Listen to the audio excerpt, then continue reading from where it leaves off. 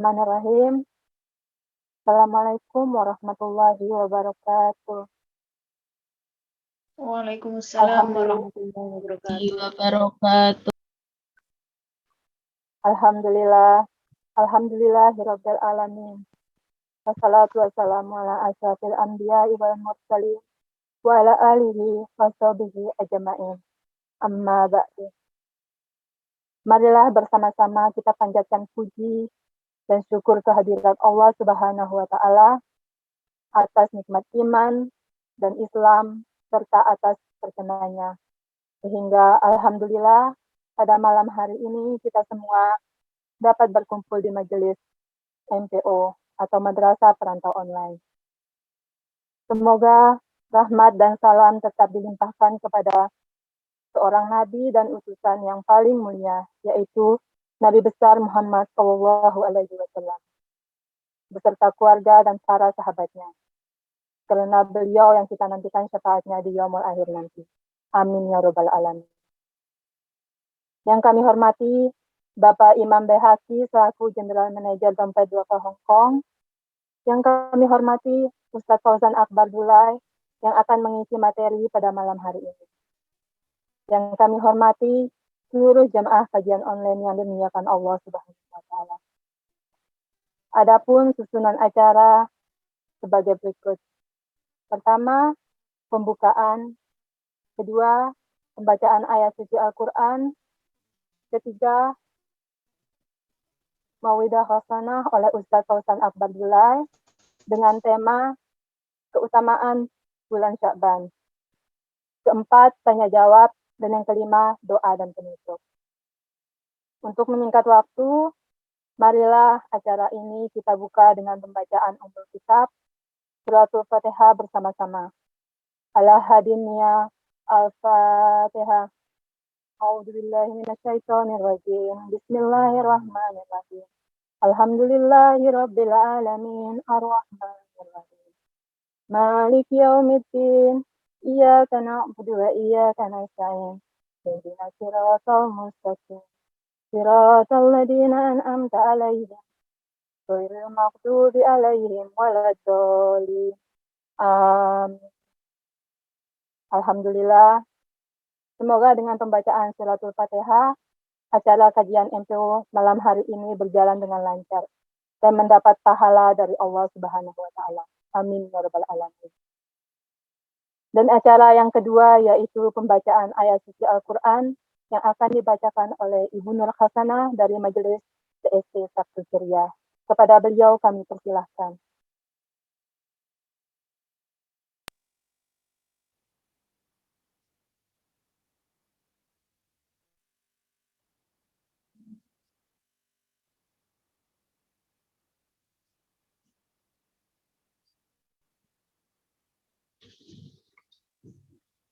Assalamualaikum warahmatullahi wabarakatuh.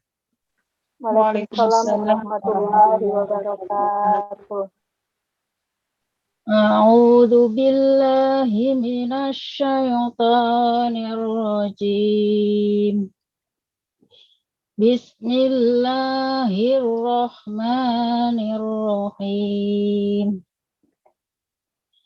Wa min ahlil kitabi illa la yu'minanna bihi qabla mautih wa yawmal qiyamati yakunu alaihim syahida. Wa bidzulmin minal ladzina hadu harramna alaihim thayyibatin uhillat lahum wa bisaddihim an sabilillahi katsira wa ahdihimur riba wa qad nuhum anhu wa akilihim amwalan nasi bil batil wa a'tadna lil kafirina minhum adzaban alima. lakinir rasihuna fil ilmi minhum wal mu'minuna yu'minun bima unzila ilaika wa ma unzila min qablik wal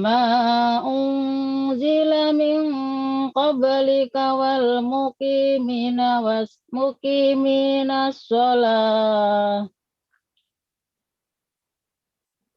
وما أنزل من قبلك والمقيمين الصلاة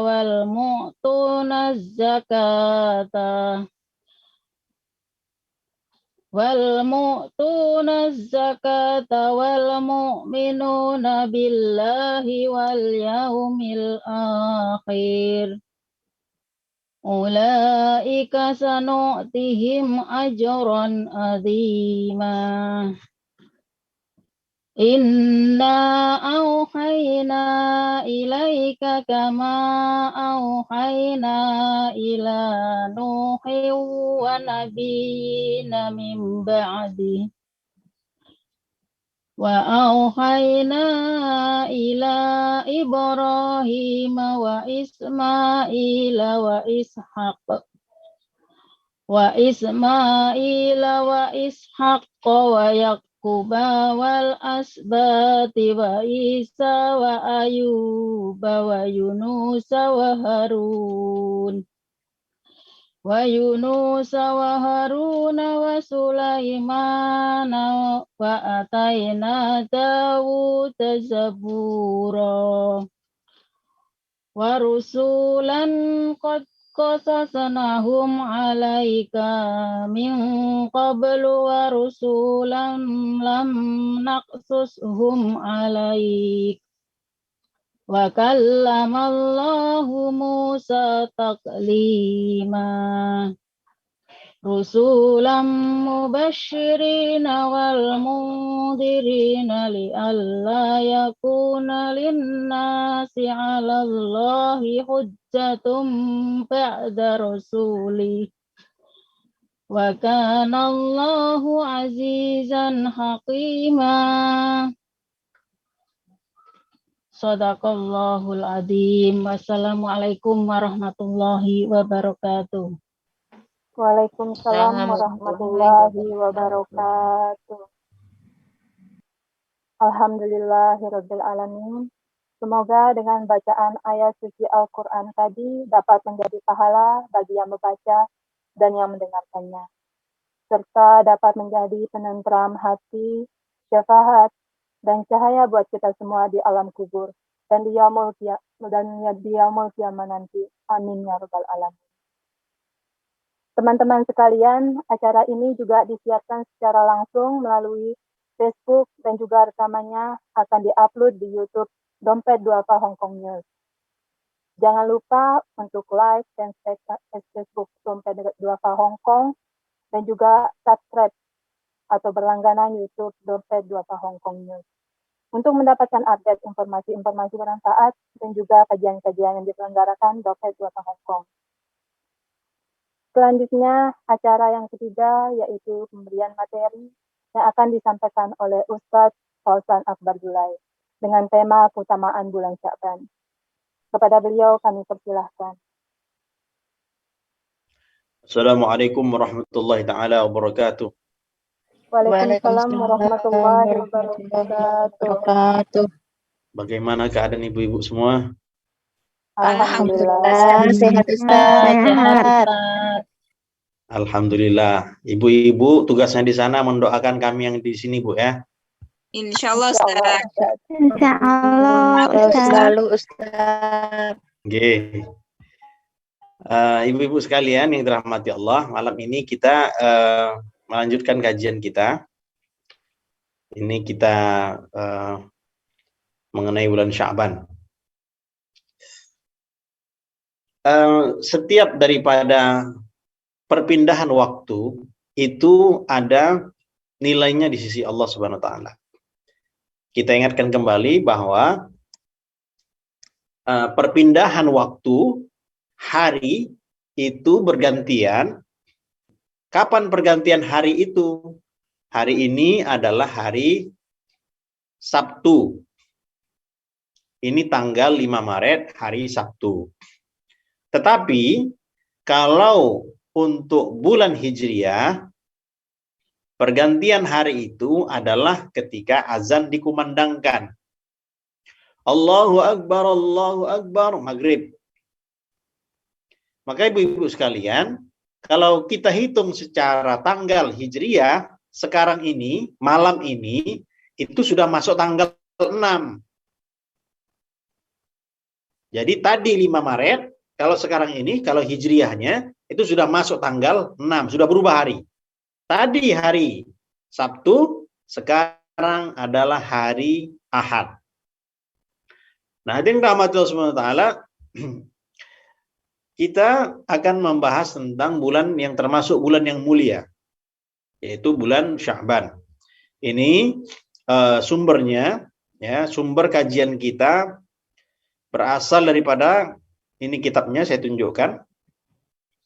Kitabnya namanya adalah Maza fi Sya'ban. Sebentar. Ini kitabnya. Maza fi Sya'ban. Jadi ibu sekalian, setiap kajian kita akan ambil referensi-referensinya berdasarkan kitab-kitab para ulama. Mengapa kalau para ulama kita, ustadz kita perlu ada referensi ketika mereka menyampaikan tausiahnya? Sebab kitab-kitab para ulama ini, mereka keilmuan mereka luar biasa. Dan kami di sini hanya membacakan daripada hasil pemikiran ataupun hasil daripada kajian ulama ini. Beliau adalah kakek guru kami. Guru kami Syekh Uzairon Taufir Abdillah. Beliau belajar kepada Syekh As-Sayyid. Ini namanya As-Sayyid Muhammad bin Alawi bin Abbas Al-Maliki Al-Makki Al-Hasani. Beliau adalah ulama di Saudi. Beliau berkebangsaan Saudi. Yang mana beliau adalah termasuk keturunan Rasulullah. Bernama Muhammad bin Alawi bin Abbas Al-Maliki. Beliau bermazhab Maliki. Kita di Nusantara, di Indonesia, Singapura, Thailand, Brunei, kebanyakan adalah bermazhab Syafi'i. Namun, beliau adalah bermazhab Maliki. Dan beliau adalah keturunan daripada Sayyid Al-Hasani. Jadi dulu kan ada cucu Nabi, Sayyidina Hasan dengan Sayyidina Husain. Nah, beliau adalah cucu daripada Sayyidina Hasan radhiyallahu taala anhu. Nah, karangan beliau banyak, diantaranya adalah kitab ini Maza fi Sya'ban. Artinya ada apa dengan bulan Sya'ban? Itu judulnya. Nah, hadirin rahmatillah subhanahu wa taala. Nah, perpindahan hari ya di bulan Sya'ban itu ada maknanya. Kita baca.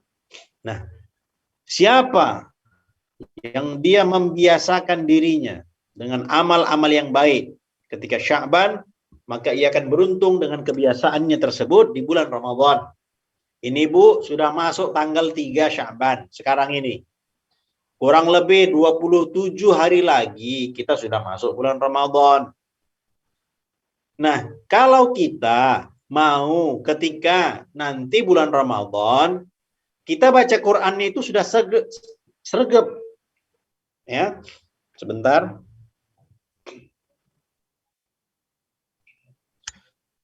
Nah, kita ketika bulan Ramadan, itu kita mau supaya kita bersemangat dalam membaca Al-Quran.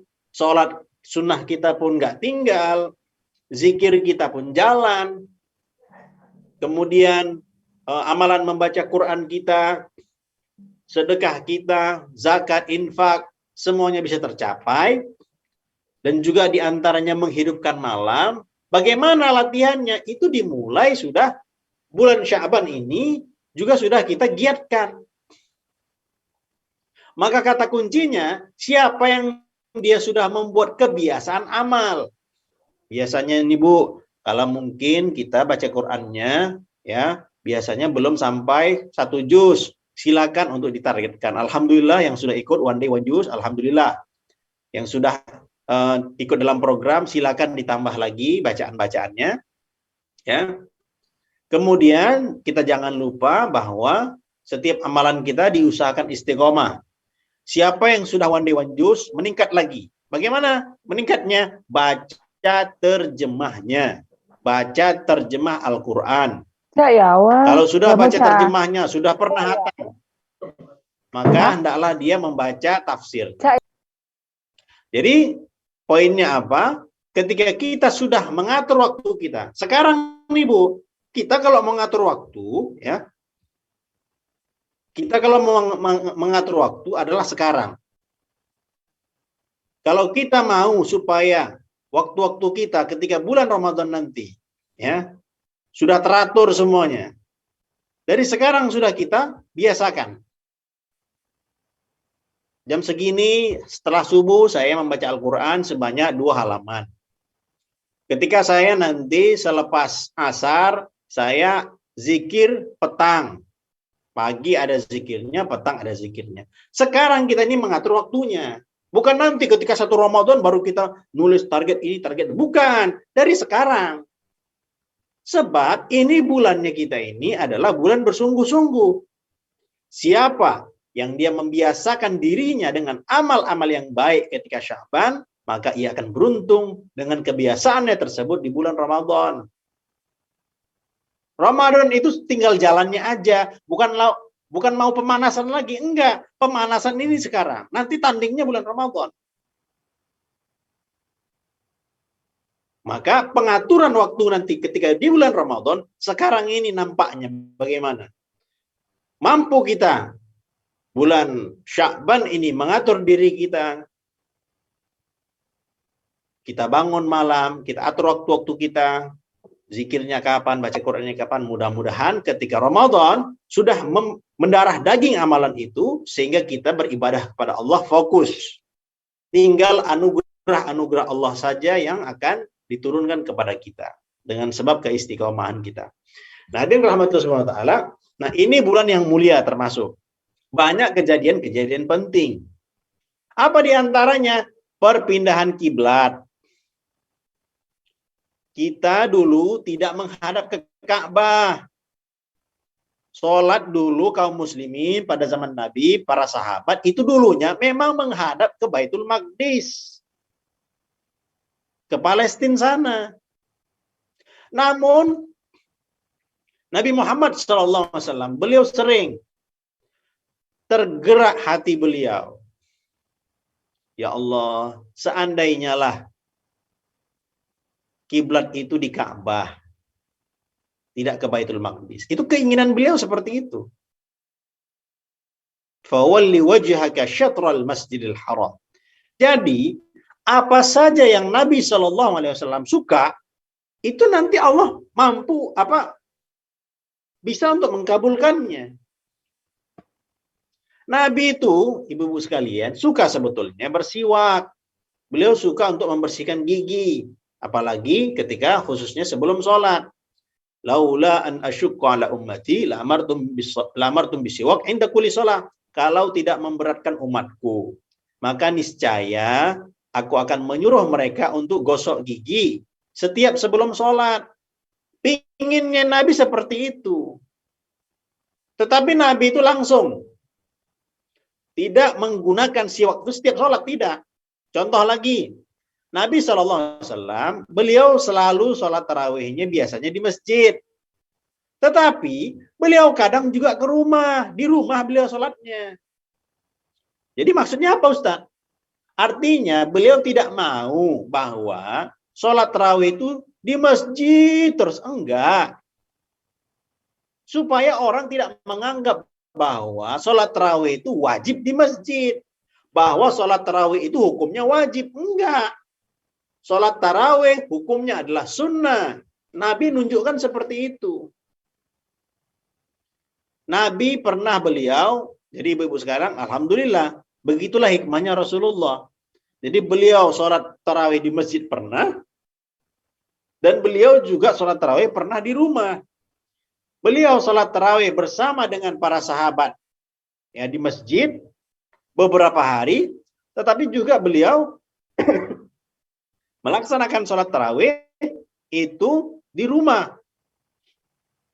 Jadi beliau sebagai sahibu syariah, beliau itu tidak mau satu perkara yang sunnah jadi wajib. Tidak. Beliau sayang dengan kita. Akhirnya apa? Zaman sekarang terwujud bahwa ketika masa pandemi, banyak orang yang tidak bisa ke masjid.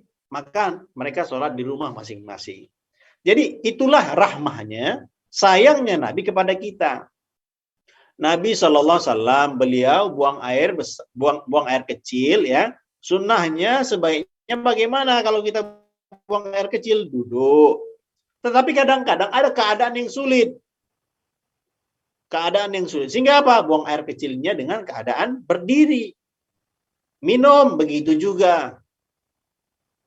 Minum itu sunnahnya dengan duduk. Tetapi kadang ada momen-momen yang susah untuk kita mencari tempat karena berdesakan dan sebagainya.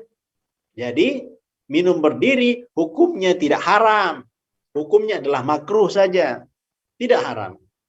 Nah, hadirin rahmat subhanahu wa ta'ala, kiblat sangat disukai oleh Nabi. Sehingga hal ini Allah wujudkan. Kalau betul-betul disukai oleh Nabi, Allah wujudkan, dikabulkan Allah.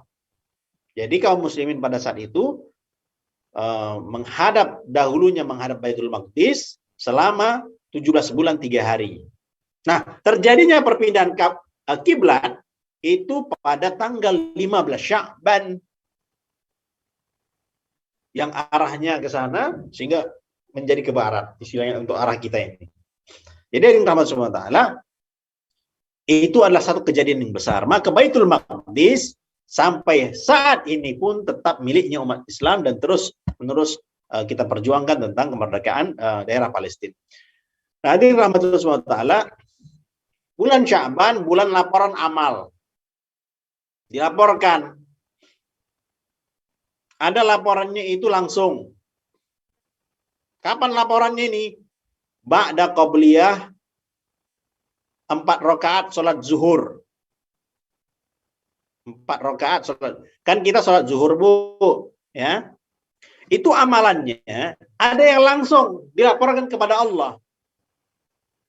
Apa amalan tersebut? Qabliyah zuhur 4 rakaat.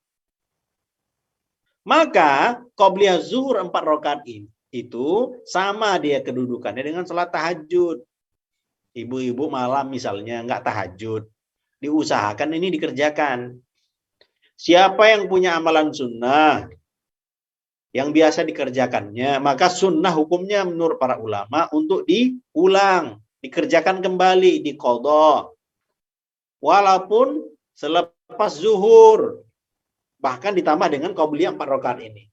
Nah, itu langsung amalannya dilaporkan kepada Allah. Jadi hadisnya ya daripada Nabi Muhammad SAW bahwa sebentar saya tunjukkan rujukannya. Jadi amalan itu ya disebut dilaporkan kepada Allah. Ini ada laporannya raf'u fin nahar war raf'u fil lail. Dilaporkannya pada waktu siang dan dilaporkannya pada waktu malam. Itu hariannya ada. Kalau yang langsung tadi qabliyah zuhur. Kemudian ada yang pada waktu pagi dan petang. Kapan waktu pagi dan petangnya? Ketika sholat subuh dengan sholat asar. Itu dilaporkan amalan kita. Innallaha azza wa jalla la yanam wa la yanbaghi lahu an yanam. Allah tidak tidur. Yakhfadul qista wa yarfa'u. Yarfa'u ilaihi amalul lail qabla amalin nahar wa amalun nahar qabla amalil lail. Jadi intinya bahwa setiap hari laporannya itu ada. Laporan harian ada, laporan mingguan ada. Kapan laporan mingguan itu dilaporkan amalan kita? Pada waktu pada hari Senin dengan hari Kamis. Makanya Bu, memang itu salah satu disunnahkan. Kenapa kita ketika Senin dan Kamis itu disunahkan puasa? Wa ana shaim, kata Nabi, aku ingin dilaporkannya amalanku kepada Allah, sedangkan aku dalam keadaan beribadah, dalam keadaan puasa. Beruntunglah orang-orang yang setiap saat waktunya itu adalah beribadah kepada Allah Subhanahu wa taala. Nah, hadirin rahmati Allah,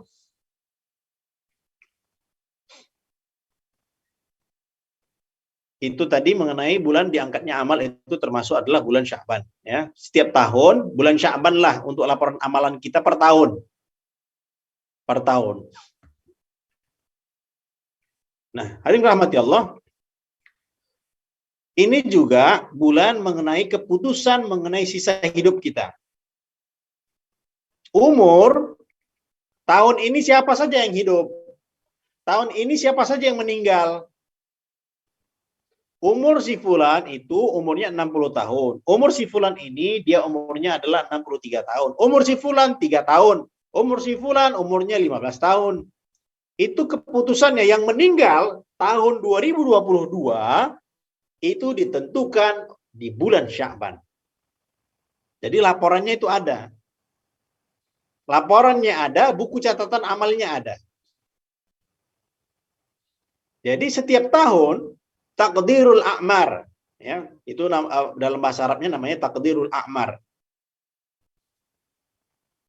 Ini, ya, wa fi syahri Sya'ban tuqaddarul a'mar. Bulan Sya'ban adalah bulan penentuan umur-umur. Wal maksud izharu hadza takdir wa ibrazi. Ditampakkan itu catatannya. Jadi ada catatan khususnya petugas-petugas para malaikat. Jadi ada laporan. Berkata Sayyidah Aisyah radhiyallahu anha, anna Nabi sallallahu alaihi wasallam kana yasumu Sya'ban kullah. Jadi Nabi sallallahu alaihi wasallam beliau ketika bulan Sya'ban itu bahkan beliau puasa 1 bulan penuh. Nabi sallallahu alaihi wasallam bahkan beliau berpuasa pada bulan Sya'ban sebulan penuh. Maka Siti Aisyah radhiyallahu taala anha yang beliau adalah istri yang sering Nabi bersamanya, dan beliau banyak meriwayatkan tentang hadis-hadis mengenai rumah tangga. Beliau tanya pada Nabi, wahai Rasulullah, ahabbus syuhur ilaika an tasumahu Sya'ban? Wahai Rasulullah, bulan yang kau cintai, bulan yang engkau sangat suka untuk berpuasa sebulan penuh itu Sya'ban? Kata beliau, tanya beliau. Maka Nabi SAW bilang menjawab, innallaha yaktubu fihi ala kulli nafsin nafsi maitatin tilka sanah. Sesungguhnya Allah Subhanahu wa taala mencatat ala kulli nafsi maitatin. Setiap jiwa yang mati. Setiap jiwa yang mati tilka sanah. Akan ada orang yang meninggal nanti, itu dicatat pada bulan Sya'ban. Fa uhibbu ayatiyani ajali wa ana shaim. Dan beliau sangat berkeinginan, aku sangat suka jikalau nanti Allah cabut nyawaku sedangkan aku dalam keadaan berpuasa. Jadi Nabi SAW pun seperti itu. Jadi beliau khawatir juga akan keadaan diri beliau dan sangat berkeinginan kalaulah dicabut nyawanya dalam keadaan beliau beramal. Nah, hadirin rahmatullah subhanahu wa ta'ala, kemudian, jadi bulan Sya'ban ini ada amalan-amalan. Ada amalan-amalan ketika pada bulan Sya'ban. Yang paling utama adalah berpuasa. Fadlus syam fi Sya'ban. Keutamaan berpuasa pada bulan Sya'ban. Qad su'ila Nabi SAW, ayyusam afdal ba'da Ramadan. Wahai Rasulullah, jadi ada yang bertanya, wahai Rasulullah, puasa apa yang paling afdal setelah Ramadan? Maka beliau mengatakan Sya'ban li ta'zimi Ramadan, yaitu bulan Sya'ban karena memuliakan bulan Ramadan. Kemudian ada yang tanya lagi, wahai Rasulullah, ayu sedekah afdal? Sedekah mana? Sedekah pada waktu kapan yang lebih utama? Maka beliau mengatakan sedekah fi Ramadan, ketika bulan Ramadan bersedekah yang paling utama. Nah, hadirin rahmatullah subhanahu wa ta'ala, jadi ketika bulan Sya'ban kita juga disunnahkan untuk berpuasa. Sampai kapan Ustadz puasanya? Siapa yang dia punya puasa istiqomah? Contoh apa? Contoh, dia sering puasa Senin Kamis. Ya. Kalau dia sering puasa Senin Kamis, silakan terus sampai akhir daripada bulan Sya'ban. Senin, Kamis, Senin, Kamis, Senin, Kamis sampai minggu keempat setelah bulan walaupun dekat dengan Ramadan, silakan untuk dia berpuasa. Kalau itu apa? Kalau amalannya adalah dia puasanya istiqomah. Tetapi ibu-ibu sekalian yang tidak terbiasa puasa sunnah, tiba-tiba ketika bulan Sya'ban, ya, bulan Sya'ban khususnya ketika pada tanggal 15 Sya'ban, setelahnya itu dia mau berpuasa, maka tidak diperbolehkan untuk berpuasa. Karena sisanya tinggal 15 hari. Dia biasanya nggak puasa, kok tiba-tiba semangat, aku mau puasa. Itu tidak diperkenankan. Mengapa? Karena sudah dekat dengan bulan Ramadan. Takut-takut nanti karena dia tidak terbiasa berpuasa sunnah, nanti puasa wajibnya yang tertinggal. Lemas badan itu tertinggal. Maka hendaklah ketika 15 Sya'ban memang kita tidak berpuasa. Bagi yang tidak terbiasa puasa sunnah. Tapi yang dia puasa Senin Kamis, ataupun yang dia biasa puasa Daud, ataupun dia mungkin biasa puasa, sudah dimulainya berpuasa semenjak 1 Sya'ban, hingga dia mau 30 hari, silakan, itu boleh. Dengan syarat tadi, bahwa dia terbiasa ketika melaksanakan puasa sunnah sebelum tanggal 15 Sya'ban. Itu tadi. Nah, itu rahmatullah SWT. Pada bulan Sya'ban, kita atur waktu kita. Kita atur waktu kita. Dan amalan yang kita buat, kita perkirakan adalah yang mampu untuk kita amalkan. Jadi sekarang sudah diatur-atur. Aku kemampuanku akan ku buat dalam seminggu ini baca Quran yang biasanya mungkin hanya 2 halaman, maka aku akan tambah sebanyak 4 halaman. Itu Bu dibuat selama bulan Sya'ban ini. Diistiqomahkan. Waktunya nggak ganti-ganti, waktunya tetap. Jangan ganti-ganti.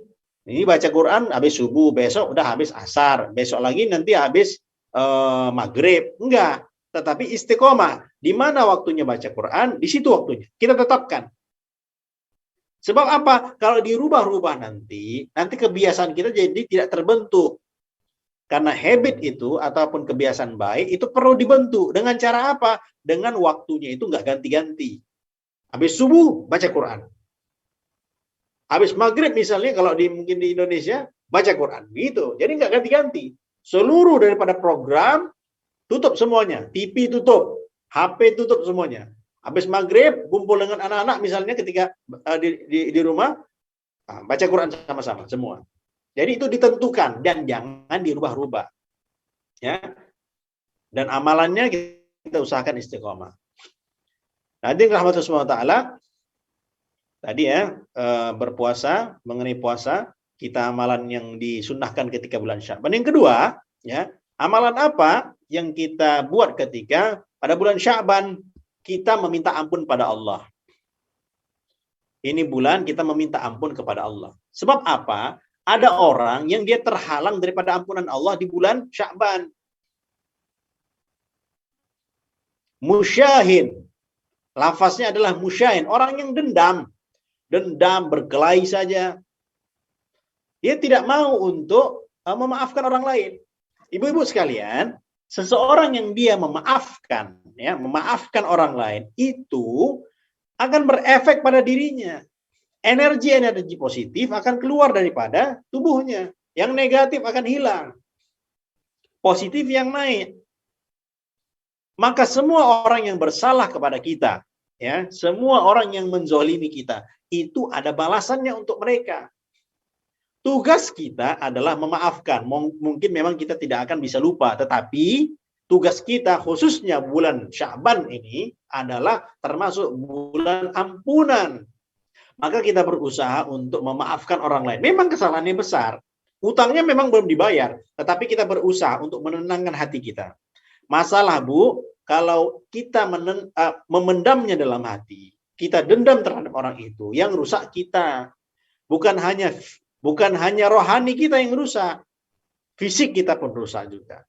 Maka bulan Sya'ban ini satu, ya, tadi kita adalah kita berpuasa diusahakan. Yang kedua, berusaha memaafkan orang lain. Jangan dendam. Dendam dia akan mengikis kesehatan kita. Kemudian ada yang rahmatullah SWT, ini juga bulan yang Allah Subhanahu wa taala sangat murka terhadap orang yang musyrik. Musyrik dengan musyahin lafaznya. Nah, musyrik itu adalah menyekutukan Allah. Obatnya apa? Zikir. Obat daripada kemusyrikan itu adalah zikir. Afdhaluz zikri la ilaha illallah. Maka ibu-ibu sekalian yang dirahmati Allah Subhanahu wa taala, kita berusaha. Ini sudah dekat dengan bulan Ramadan, berusaha. Kita atur waktu lagi, kita membaca Al-Qur'an, zikir kepada Allah Subhanahu wa taala. Khususnya zikir la ilaha illallah. Apa pentingnya zikir la ilaha illallah ini? Zikir untuk membentuk kalbu kita. Kalau kita sholat kurang beres, hati kita selalu sangka buruk kepada orang lain, mulut kita kurang terkontrol, mata kita bermasalah, itu salah satu puncaknya adalah daripada yang di sini yang bermasalah.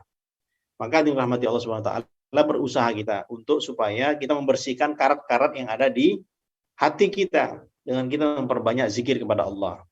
Zikir kita istighfar, zikir kita la ilaha illallah. Kita ucapkan setiap hari, diusahakan. Demikian mungkin yang boleh saya sampaikan ibu-ibu sekalian. Jika mungkin ada pertanyaan, boleh kita bahas sama-sama. Silakan.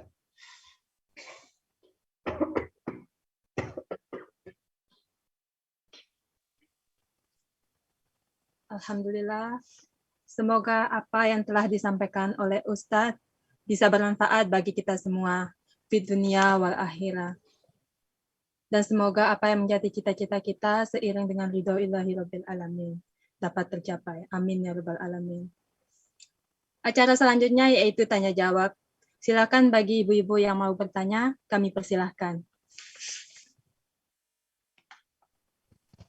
Assalamualaikum warahmatullahi wabarakatuh. Waalaikumsalam warahmatullahi wabarakatuh. Maaf Ustadz, saya mau bertanya. Setelah saya hitung-hitung, ternyata puasa Ramadan bulan kemarin tuh masih 3 hari yang belum dibayar.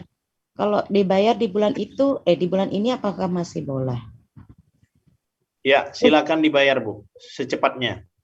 Siapa-siapa ibu-ibu yang punya hutang puasa yang belum dibayar, berapa hari saja yang daripada tahun-tahun yang lalu, maka silakan diqodho sekarang ini. Ya, tidak ada masalah karena memang belum masuk kepada, ya Bu? Nggak harus bayar fidyah? Tidak, membayar fidyah ketika dia sudah masuk ke Ramadan, jadi udah Syawal, udah habis Ramadan itu sudah berganti tahun sudah. Siapa yang dia tahun misalnya tahun 2001 kemarin dia ada hutang, tahun 2020 kemarin dia ada hutang puasa, sehingga masuk tahun 2021 udah setahun, padahal misalnya dia hutangnya adalah 1 hari, ya misalnya 1 hari hutangnya pada tahun 2020, ya 1 hari pada bulan Ramadan, maka ketika masuk bulan 2021 maka dia wajib untuk membayar dendanya, 1 mud dibayarnya. Jadi supaya tidak kena denda, maka hendaklah sebelum berakhirnya tahun, dengan masuk bulan Ramadan berikutnya, dia selesaikan hutang-hutangnya. Jadi ibu-ibu sekalian, diusahakan yang punya hutang segera dibayar ya puasa-puasanya. Ustadz, gimana nih Ustadz? Kalau saya punya hutang-hutang yang udah zaman jahiliyah dulu, zaman-zaman kuntilanak dulu, gimana Ustadz? Nah, silakan Ibu, kita mengambil istilah pendapat para ulama yang memudahkan kita, hitung saja puasanya berapa hari, dan silakan untuk diqodho. Seperti itu, Bu. Ada lagi satu pertanyaan Ustadz. Okay. Kan ya maaf masih satu lagi pertanyaan. Kan Ustadz pernah ngasih zikir tuh ya, zikir Robbi firli warhamni wa tub alayya, itu dibaca pagi 70 kali, sore 70 kali. Dan apakah itu boleh diamalkan setelah sholat wajib dan juga atau amalan untuk hari-hari, maksudnya dibaca ketika senggang itu maksudnya. Dan itu apakah ada batasannya? Terima kasih. Ya. Rabbighfirli wa tub alayya, ya, salah satu diantaranya juga. Jadi zikir-zikir yang seperti itu kan artinya ya Allah ampunkanlah aku, rahmatilah aku. Jadi zikir-zikir seperti ini silakan ibu-ibu yang mau mengamalkannya selepas sholat boleh dibaca ataupun sambil kita berjalan itu silakan dibaca. Dan bulan Sya'ban ini juga adalah bulan yang perintah bersolawat itu adanya adalah pada bulan Sya'ban. Ayat innallaha wa malaikatahu yusholluna 'alan nabi ya ayyuhalladzina amanu sallu 'alaihi wa sallimu taslima. Itu kan ayat bahwa Allah itu berselawat kepada Nabi. Innallaha wa malaikatahu yusholluna 'alan nabi. Allah berselawat, malaikat berselawat.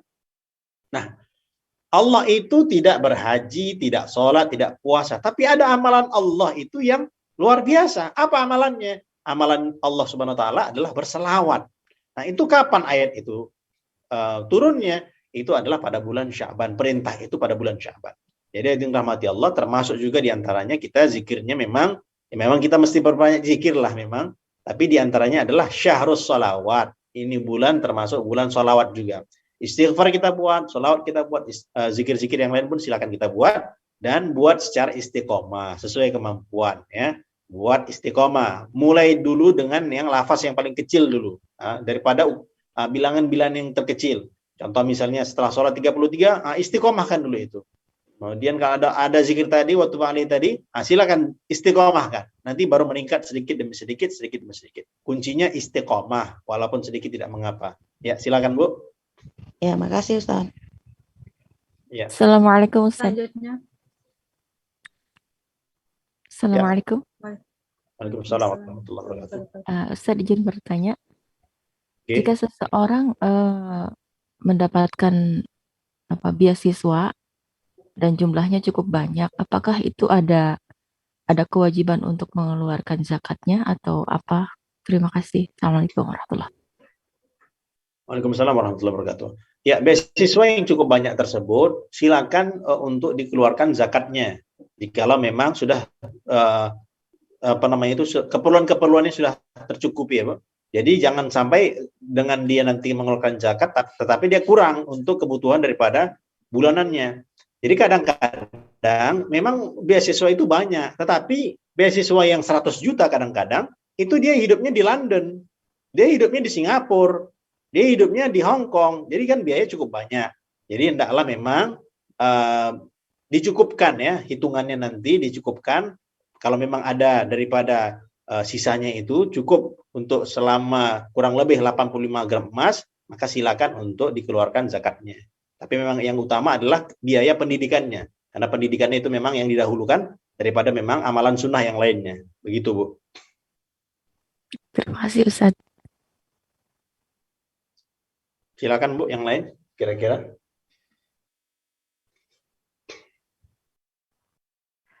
Maaf Ustaz, saya ingin bertanya tapi tidak bisa membuka kamera karena tidur sama anak. Oke, silakan, Bu. Iya. Assalamualaikum warahmatullahi wabarakatuh. Jadi Ustadz, pertanyaan saya menyimpang dari tema yang Ustadz berikan. Masalahnya begini Ustadz, saya ingin bertanya, apakah orang yang sudah mendekati ajal, ibaratnya maksudnya belum sakaratul maut, maksudnya sudah tanda-tanda gitu Ustadz, itu apakah seperti ibaratnya seperti orang-orang yang sudah meninggal itu menyambangi pulang atau apa gitu, karena keadaan yang di rumah itu begitu Ustadz, katanya suaminya pulang, kakek neneknya mau jemput gitu. Itu apa tanda-tanda malaikat itu udah dekat Ustadz gitu. Terima kasih. Ya. Jadi memang ada orang-orang yang kalau tanda-tanda kematian itu apakah ada? Pertanyaannya ya. Ustaz, apakah ada tanda-tanda kematian itu? Tandanya ada, memang ada tanda-tandanya. Tetapi memang setiap orang itu beda-beda. Jadi ibu-ibu sekalian dirahmati Allah SWT, ada orang yang juga dia memang langsung itu nampak bahwa Israel itu mencabut nyawanya. Dan dia sudah merasakan, aku nanti pada hari ini, tanggal segini, jam segini, aku akan dicabut nyawa oleh Israel. Ada orang seperti itu memang. Dan memang tidak semua orang bisa sama. Nah, siapa orang-orang yang seperti itu? Kebiasaannya adalah orang-orang yang dekat dengan Allah Subhanahu wa taala. Jadi ibu-ibu sekalian yang dirahmati Allah, ketika seseorang yang kolbunya itu bersama dengan Allah Subhanahu wa taala, itu Jibril menjemputnya. Innal ladzina qalu rabbuna Allah tsumma istaqamu tatanazzalu alaihimul malaikatu alla takhafu wa la tahzan. Ada orang bertanya, "Syekh, bagaimana ya? Apakah kami itu boleh tidak? Ataukah mesti tidak kami itu jadi kekasih Allah? Apakah kami ini mesti menjadi wali Allah?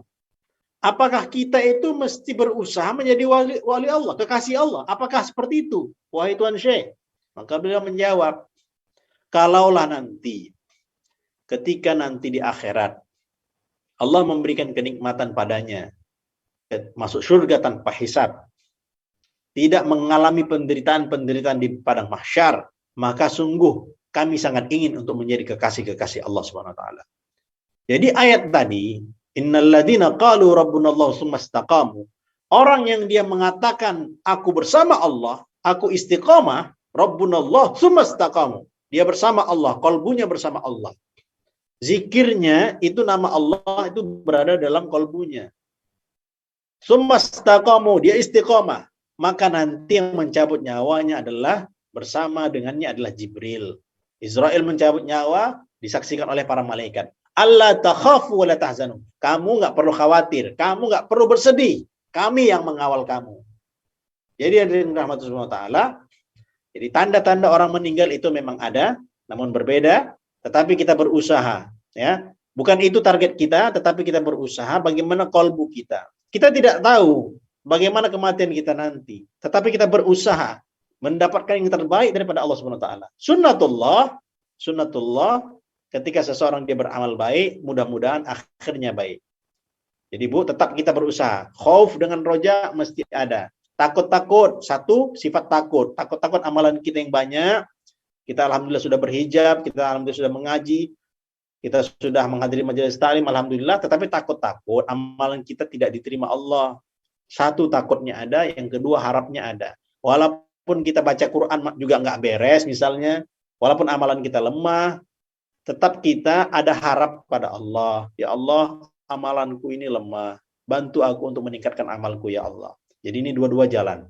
Jadi Ibu yang dirahmati Allah, orang beda kematiannya, tapi kita berusaha. Mudah-mudahan kematian kita adalah kematian yang baik. Itu saja sudah cukup. Walaupun kita tidak merasakan, tidak mengetahui kapan kematian kita berusaha saja. Mudah-mudahan Allah berikan kita kematian yang baik. Begitu Bu. Kurang lebih.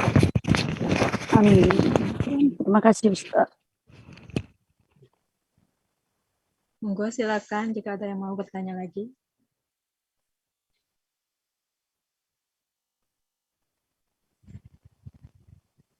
Boleh bertanya lagi Ustadz?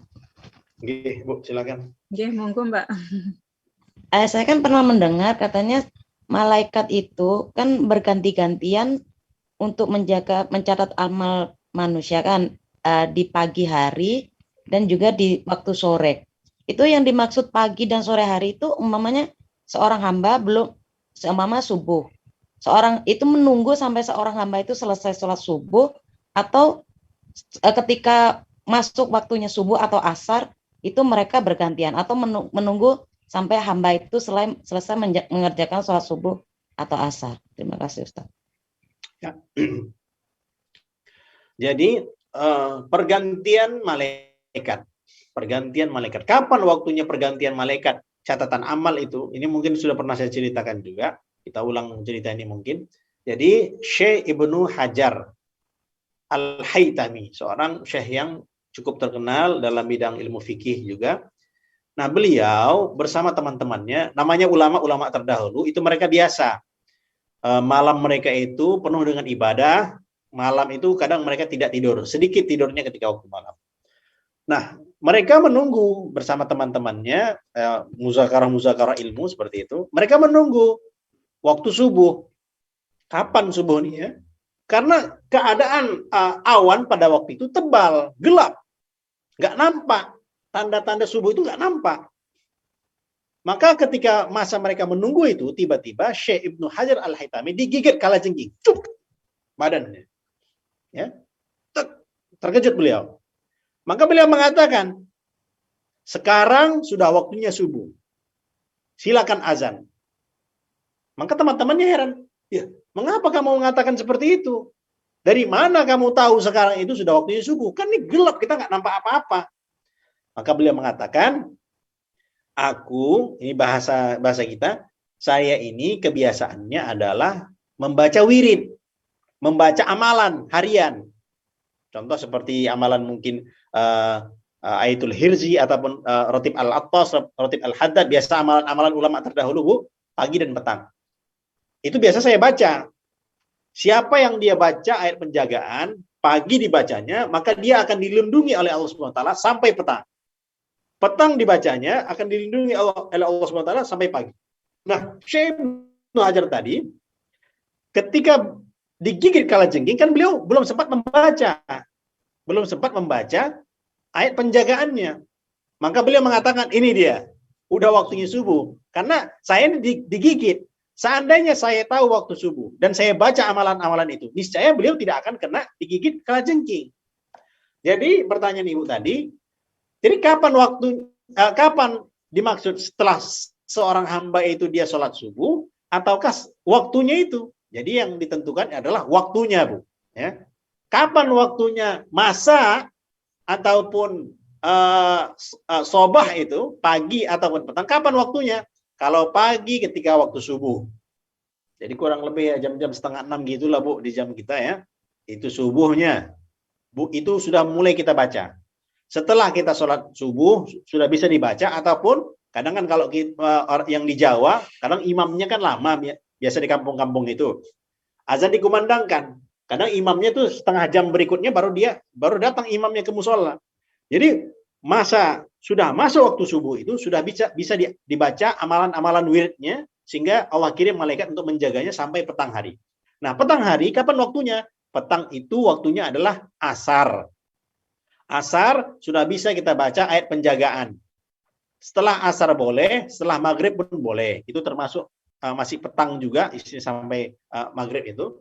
Jadi Ibu-ibu sekalian, perlu kita ada amalan penjagaan. Perlu dibaca. Kapan bacanya? Pagi dan petang. Oh Ustadz, saya udah baca, tapi pagi aja yang saya ada waktu. Nggak cukup Ibu-ibu sekalian. Bacanya kapan? Pagi dan petang. Pagi dibaca, habis subuh. Oh Ustadz, saya sibuk. Nggak bisa saya habis subuh itu. Baca sebisanya Ibu. Walaupun nanti jam 10 siang Ibu ada waktu, silakan dibaca. Yang penting dibaca, jangan nggak dibaca. Diusahakan subuh itu, diusahakan dibaca. Oh Ustadz, saya sibuk, betul sih. Paling tidak dibaca ayat kursi 3 kali. Dibaca ayat kursi 3 kali. Falak dengan Anas dibaca. Itu paling sedikit. Ayat kursi 3 kali, Falak dengan Anas. Untuk penjagaan diri kita. Pagi dibaca, setelah subuh, maghrib nanti, ataupun setelah asar, silakan dibaca. Jadi malaikat itu menjaga kita. Mengapa kenapa setan-setan itu? Kadang dia mengganggu tubuh kita. Karena penjagaan kita itu nggak ada. Pada waktu itu mental kita lagi lemah, fisik kita lagi lemah, di situ diserang oleh makhluk-makhluk yang tidak bertanggung jawab itu. Maka dengan rahmatullah ta'ala kita kuatkan rohani kita. Rohani kita kuatkan, zikir kita. Penting ini zikir, jangan kita tinggalkan zikir. Itu kekuatan batin kita, kekuatan diri kita. Siapa yang dia berzikir kepada Allah, pikirannya akan tenang. Ada masalah, memang ada masalah. Tetapi dengan zikirnya itu, Allah bantu dia untuk melapangkan dadanya, kolbunya, akan melapangkan urusannya. Nanti akan terbuka tuh. Kayaknya nggak ada jalan ini. Susah, masalah besar. Kayaknya nggak ada jalan. Tetapi seseorang yang dia berzikir kepada Allah, sedikit demi sedikit akan nampak nih. Orang itu kalau pikirannya kalut, itu kunci yang di dekatnya pun nggak nampak. Kalau pikiran itu gelap, nggak nampak apa-apa itu. Walaupun di depan matanya itu kunci yang diperlukan, yang nggak nampak itu. Dompet nggak nampak kadang-kadang. Itu kan dompetnya. Kok nyari-nyari dompet? Padahal di dekatnya. Maka itu rahmatullah SWT, sebetulnya jalan-jalan penyelesaian masalah kita itu ada di depan mata kita. Tetapi saat ini tertutup. Sebab apa? Belum terbuka kuncinya. Kuncinya belum dapat. Jadi kuncinya apa? Zikir kepada Allah SWT. Ya, begitu Bu, kurang lebih. Oh iya, Tat. Kan biasanya kalau umpama sholat subuh berjamaah di musola umpama. Kan otomatis waktunya untuk membaca, umpamanya kita istiqomah dzikir pagi dan sore. Otomatis kan di musola kan ikut dzikir sama imam. apakah boleh pulangnya di rumah kita kerjakan? Ya, boleh Bu, silakan. Amalan-amalan yang biasa dikerjakan karena kita sibuk dengan mengikuti bacaan-bacaan imam yang di masjid. Bolehkah baca di rumah? Boleh, silakan. Ataupun kita sibuk dengan majikan kita, nah, silakan amalan-amalan itu dibaca ketika waktu kita senggang. Misalnya pagi dan petang dibaca, ya. Habis subuh 5:30 biasanya dibaca. Nggak sempat jam 5:30 itu. Nanti baca jam 10 pagi. Baca nanti jam 11 pagi, jam 11. Baca nanti jam 12. Oh, nggak bisa juga. Habis zuhur dibaca. Intinya dibaca. Kalau 2 kali sehari, 2 kali. Dosisnya itu, obatnya itu 2 kali sehari, 2 kali sehari dibuat. Jangan nanti dosisnya 2 kali, ya dimakannya 1 kali sehari. Yang nggak jalan nanti. Jadi dosisnya sudah ditetapkan, maka kita baca sesuai dengan amalan yang kita istiqomahkan. Pagi dibaca, malam dibaca. Begitu, Bu. Yang bagi yang tidak berkesempatan. Ya. Terus untuk jumlahnya itu gimana, Ustaz? Bolehkah kalau umpamanya 100 Tetap, tapi Bu. dibaca 33 umpamanya? Umpamanya jatahnya di sana kan 100, 100, 100. Tapi kita biasanya 33, cuman ngambil 33 itu boleh nggak? Diqodho ketika waktu luang. Kalau zikirnya biasanya dia 100, sempatnya mungkin ketika di masjid hanya 33, nanti sampai rumah disambung lagi. Jadi dosisnya 3 kali sehari ya 3 kali sehari, 33 ya 33, 100 ya 100. Maka ibu-ibu sekalian, coba amalan kita tuh bertahap sedikit demi sedikit, istiqomah, baru kita naik lagi. Istiqomah, baru naik lagi, gitu. Oh, berarti harus sesuai dengan. Jadi dia diganti ketika waktu kita luang. Oh, oke. Makasih. Iya, seperti itu.